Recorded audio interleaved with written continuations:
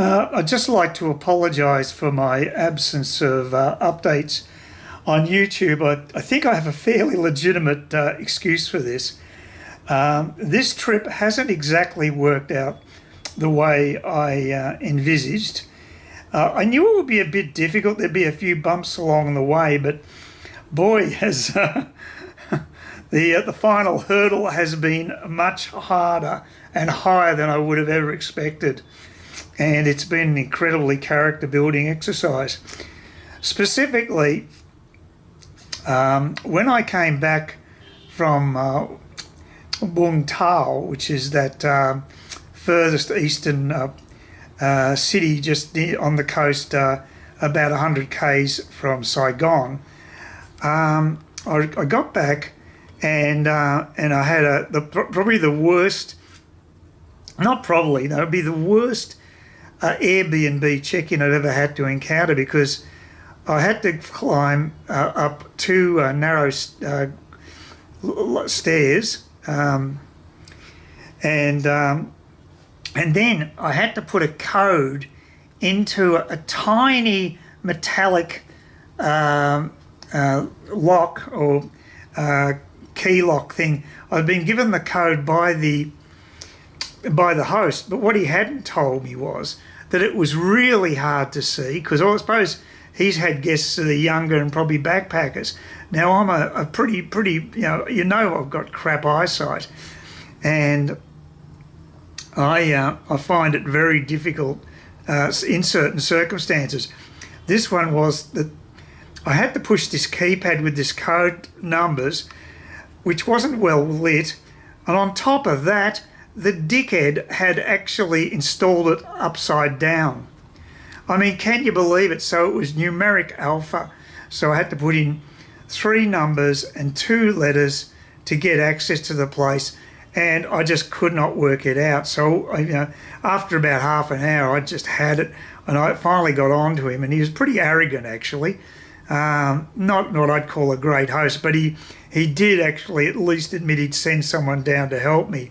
But he had absolutely no empathy for the fact that I don't have good eyesight. And I mean, he never mentioned in the Airbnb description that it would be installed upside down. Basic stuff. Anyway, I'm getting a bit disillusioned with Airbnb after this particular trip, and a couple of reasons. Partially because of my age. I don't want the hassles of Airbnb, especially at places where you've got to go up 4 flights of stairs to get your accommodation. The accommodation looked good, but it was really sort of a bit of a jerry-built area upstairs, right at the rear of the building, and totally exposed to street noises, hardly any insulation. But that was the least of my worries. I went off to the bar, had a fantastic night at number 5 bar. I was chatting up to this incredibly cute Vietnamese bar girl. She sort of looked Western. It was very strange. And I kept talking to her, and I was thinking, why is this girl continuing on conversing with me? Because number 5 bar is a place you can have really good or bad nights. And sometimes the girls can just totally ignore you. But this real cutie was just chatting away with me. So I was wrapped, and there was an expat next to me, and he's a nice guy and was having a chat. So it was a good night. So I adjourned from the happy hour because I'd had enough to drink, and I just wanted to have 1 or 2 quiet drinks at Vinyl Bar and catch up with the people there. And I was halfway through a bottle of Saigon, and I couldn't stomach anymore. I just had to leave, and that's very strange. So I go and wander up back into the top of my loft area, which is about half a k away from where the bar is, and then I just felt sick as a dog. I started to have uncontrollable hiccups, and I just couldn't sleep very well.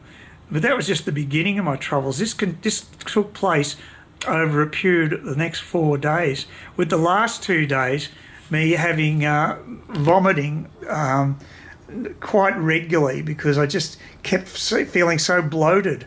And of course I had the constant hiccups. I could never sleep properly. It was all, and I don't vomit. I just don't do it. I'm one of these people that very rarely vomits. But this was just ridiculous. So look, after the 4 days, I was totally wasted physically. I tried to get some medication on the Sunday to maybe stop a bit of reflux. That didn't work. I just went to the Monday, said stuff this. I got all of my energy together, which wasn't much, I've got to say, and staggered across to a well-known clinic, the FV clinic, which is French Vietnamese clinic, very well known and reviewed favourably on TripAdvisor. So I go in there and they immediately realise I'm incredibly dehydrated. And then the guy thinks it might be something to do with my kidneys, puts me straight onto electrolytes. They put me onto a drip, and then carried out a few tests, including they gave me what is it, not CAT scan, the soft tissue scan anyway, the ultra scan. They gave me one of those, and I think I had I didn't have an X-ray there, but I had a couple of tests. And the doctor was very concerned. He said, look, he thinks you might better go home and try to recover, but I think you're best advised to go to the hospital. And I wasn't in a mood to argue. I was stuffed. And he said, you can go back to collect your stuff from the place you're at. And I said, I just don't think I've got the energy. So I got an ambulance. I actually got an ambulance to their main hospital, which is in District 7.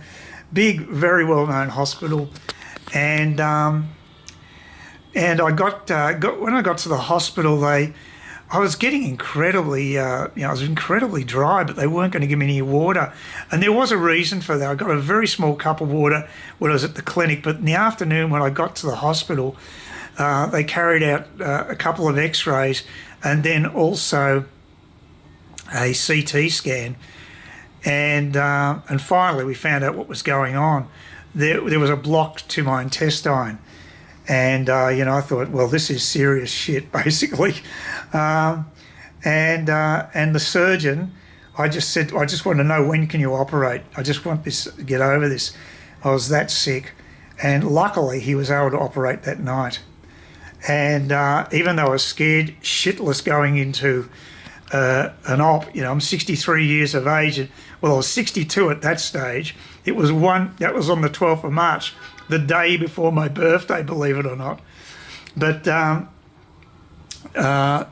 because I'd been throwing up. I don't know if you guys know the film The Verdict, the Paul Newman film, but that was about a case where anaesthetists hadn't checked properly that there was something about the drinking of the patient prior to the operation, so they wouldn't vomit. And I was actually feeling vomitous before the bloody op. So I wasn't feeling too confident, I've got to tell you. And, being in Vietnam, I didn't know how good their standards were compared to the West. I mean, it has got a good name, that hospital. It's probably the best you're going to get here. But, it wasn't a good scenario. So what I basically tried to throw up as much as I could, because I knew that was a real danger. And they put me under the knife. They just put the oxygen mask on me and started to count. I thought, well, this could be it. This could be the end of it. Because even the surgeon, or the anaesthetists themselves, were the ones who warned me that there is a danger with operations. I mean, I know that. No, there's nothing danger-free. And of course, in my condition, at my age, at 62, it's a higher danger than, say, with a young guy.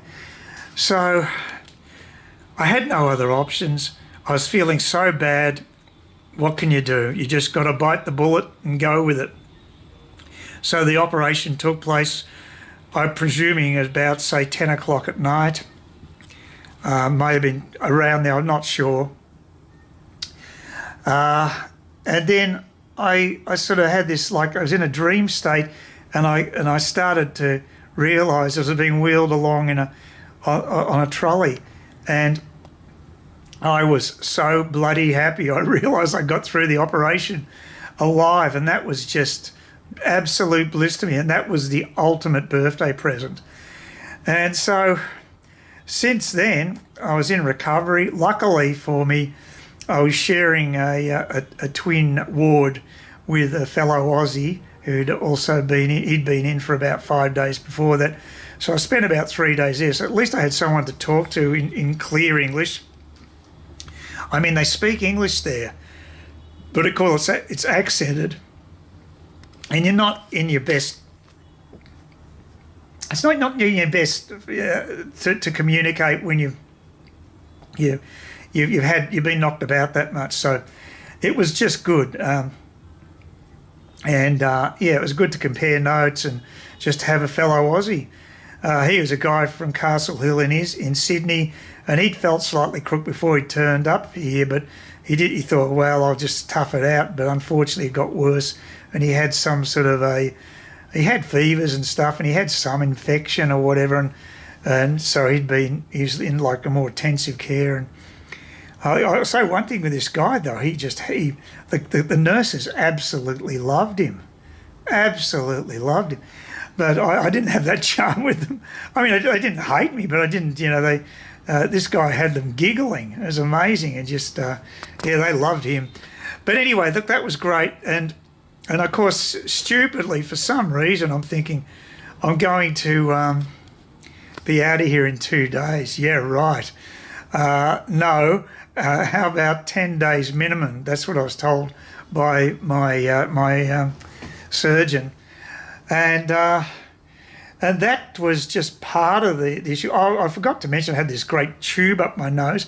They'd put a tube up my nose prior to the operation to drain some liquid, and they did it also after the operation. I'm not sure what they were draining, but they drain a lot of stuff. But it was very uncomfortable. That came off after a couple of days, and that was a big milestone for me. I still had the drip, but things progressively got better and better. I was initially not even able to drink, and I knew that the surgeon had said you can have some water. You're not supposed to have a lot, but the bloody nurses didn't get the message. So some nurses were going to give me water when I asked, and the other ones, some would refuse. Oh, God. But anyway, that was that. So the major medical aspect of it was over by then, thank God. But then the sharks start circling. And what are they circling for? Money. This ain't Medicare in Australia. You have to have the moolah. And I do have travel insurance, but the travel insurance that I have is attached to a Visa card. So I gave them the actual the insurance company that underwrites them, which is QBE in this case.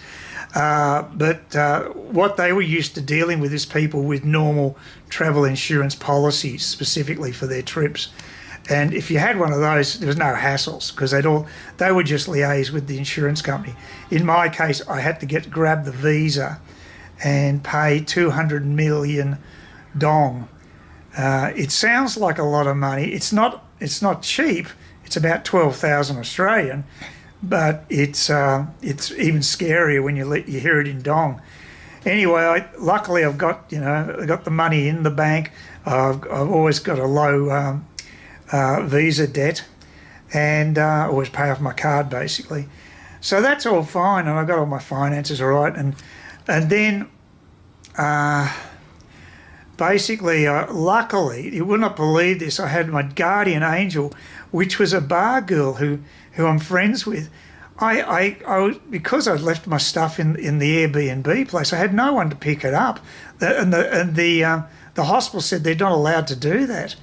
So I had to get her to come over to the hospital, pick up the keys from me, and follow these ridiculous instructions to get into this place. It is probably the hardest to be in Airbnb place to get into, and that's the time I had to handball that task off to a friend. It's just shocking. But she was amazing, a great trooper. She refused any money, and she got me my computer. She didn't get the meds. I asked her also to give me the meds. She didn't get that right, but given the language difficulty and whatever, it doesn't matter. Her heart was in the right place, and the computer was invaluable to me because then I could transfer money and just keep tabs on everything, communicate with people, and entertain myself. My computer, is everything as far as that's concerned. So basically that was great. And now all that was sorted out. And so that was basically it. That was the crux of that period. So basically I've been in no position to do any YouTubing for a couple of weeks. So I apologise, but I think I've got a decent excuse in this case. And look, I've found out that my friend Khan, who's in one of my other videos from a previous trip, she's an amazing good friend. Bar girl. She's a bar girl, and she's roll gold as a friend. She offered to do it for me because I said, "Do you know anyone who could move this for me?" Because she's only, she's not a big girl, and I had big luggage to be hauled down 4 flights of stairs. I felt terrible about it, but she said she'd do it, and apparently she hauled it away on a motorbike. Oh God, they are tough. Vietnamese are very tough. So I learnt that I had a fantastic friend there. It makes you the whole thing of coming close to death. Maybe I'm being overly dramatic there, but it is a dangerous situation. It was a general anaesthetic, full-on operation, and crap can happen there. But it made me realise a lot of things about life, and now I just got to worry about whether the travel insurance company will actually honour the policy. I know I've booked the correct number of flights to qualify for visa coverage, but they might get me for pre-existing condition because I did actually claim for colonoscopies, which diagnosed cancer a few years back, and this particular spot where the surgeon actually found the blockage was from that previous surgery, although it's cancer-free. I should be okay, but you just never know with insurance companies. But look, I'm alive. That's the main thing. And look, I've had hassles with getting airline tickets done and everything, and I stupidly left my computer in the hospital yesterday when I left, and so I had to go from this hotel there and back. And the hotel actually had one of their employees ride with me in the taxi the whole way and sort everything out with security there and come back with me. So they are going to get some hell of a review from me, I'll tell you. I just want to explain everything to people. But as I say, what doesn't kill you makes you stronger. Well, I must be bloody strong. I don't feel it, but I must be. And the other good news is, because I have to stay here a few more days, I get to see the start of the AFL season in Saigon, which is much more enjoyable than watching it in Australia. You get a bit more of an expat bonding happening. So that's good, and that's on today, the beginning of the season. Go Tigers!